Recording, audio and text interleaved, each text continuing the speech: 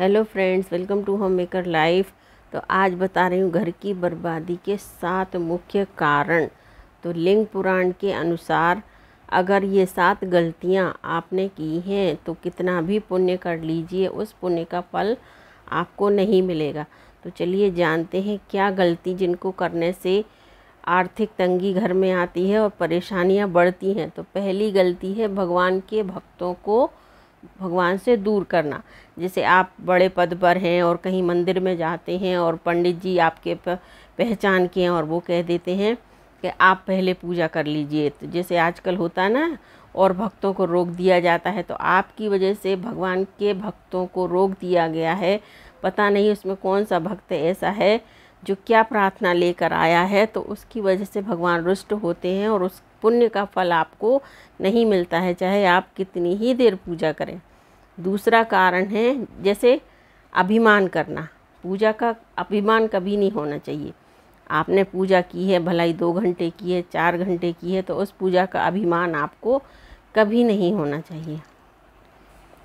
तीसरा कारण है किसी जीवात्मा को कष्ट नहीं देना चाहिए। आप कितनी भी पूजा पाठ कर रहे हो, कितने भी धर्मात्मा हो, 4-4 घंटे 8 पहर की पूजन भगवान का करें, लेकिन आपकी वजह से किसी जीवात्मा को कष्ट होता है तो वह पुण्य आपको नहीं मिलेगा, बल्कि उसका पाप ही आपको लगेगा।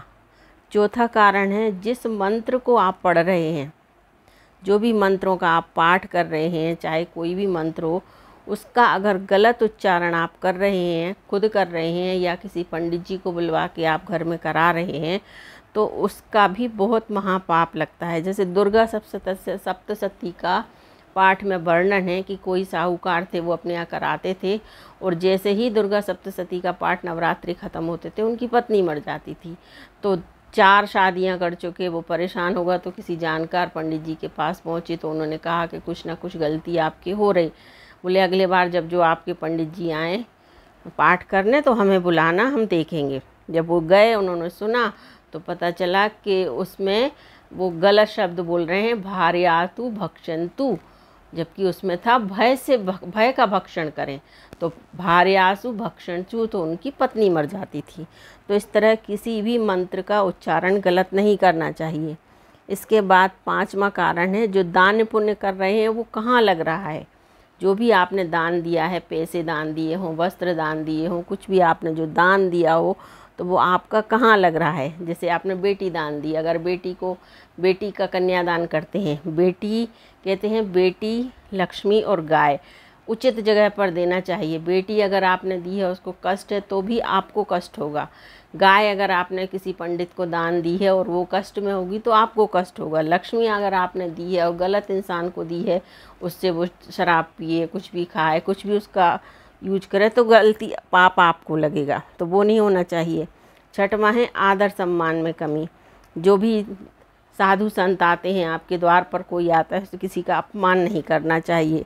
7वां कारण है किसी का जो बेकार धन है आपके घर में आ जाए तो भी आपको परेशानी होती है और दुगना धन आपका उससे निकल जाता है। जैसे कि किसी का चोरी किया हुआ धन है, मतलब गलत तरीके से धन आपके घर में नहीं आना चाहिए। जितना भी आए आपकी मेहनत का हो, बस उस पैसे से भी आपका भाग्य जुड़ा हुआ होता है।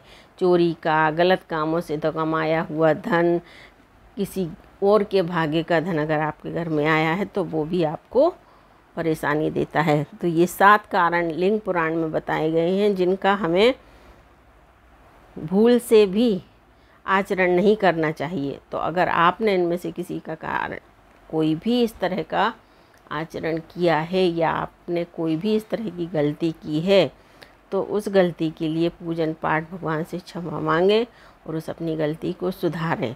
तो वीडियो पसंद आया हो तो लाइक शेयर कीजिए, कमेंट कीजिए और चैनल पर नए हैं तो चैनल को सब्सक्राइब ज़रूर कीजिएगा।